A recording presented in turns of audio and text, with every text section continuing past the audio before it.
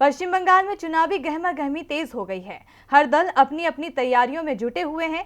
जहां BJP TMC को एक के बाद एक चुनौती देने में जुटी हुई है, तो वहीं टीएमसी भी बीजेपी को अपनी रणनीतियों से मात देने से चूक नहीं रही है। लेकिन अब इसी बीच पश्चिम बंगाल के बीजेपी प्रमुख दिलीप घोष ने बड़ा ऐलान किया है, जिसके बाद इसे बीजेपी की ओर से किसी नई रणनीति का हिस्सा माना जा रहा है। देखिए रिपोर्ट। पश्चिम बंगाल में बीजेपी जहां अपना दबदबा जमाने की कोशिश में है, तो वहीं टीएमसी भी अपनी पूरी ताकत के साथ बीजेपी की कोशिश को मात देने में लगी हुई है।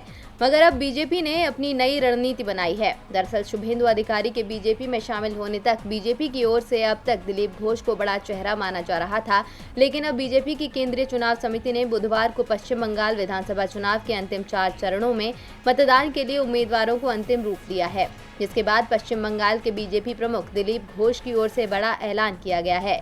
दिलीप घोष ने आगामी विधानसभा चुनाव नहीं लड़ने का ऐलान करते हुए कहा है कि चुनाव लड़ने वाले उम्मीदवारों की सूची में मेरा नाम नहीं होगा। राज्य प्रमुख होने के नाते पार्टी ने फैसला किया है कि राज्य में चुनाव अभियान मेरी निगरानी में किए जाएं। आपको बता दें कि पार्टी ने पश्चिम बंगाल विधानसभा चुनाव के पहले 4 चरणों के लिए अब तक 112 उम्मीदवारों के नाम जारी किए हैं, जिसमें बाबुल सुप्रियो, लॉकेट चटर्जी, स्वपन दास गुप्ता और निषिद्ध प्रमाणिक सहित 4 सांसदों के नाम हैं। लेकिन अब दिलीप घोष को चुनावी मैदान में न उतारने के चलते बीजेपी की ओर से ये किसी बड़ी रणनीति को दर्शा रहा है। अब टीएमसी इन सबको देखते हुए अपनी आगे की क्या रणनीति बनाती है, इस पर सभी की नजरें बनी हुई हैं। आपको बता दें कि राज्य में 27 मार्च से 8 चरणों में मतदान शुरू होगा। मतदान का अंतिम दौर 29 अप्रैल को होगा और मतों की गिनती 2 मई को होगी। अब किसकी रणनीति किस पर भारी पड़ती है, ये तो 2 मई के बाद ही पता चलेगा। डीबी लाइव की रिपोर्ट।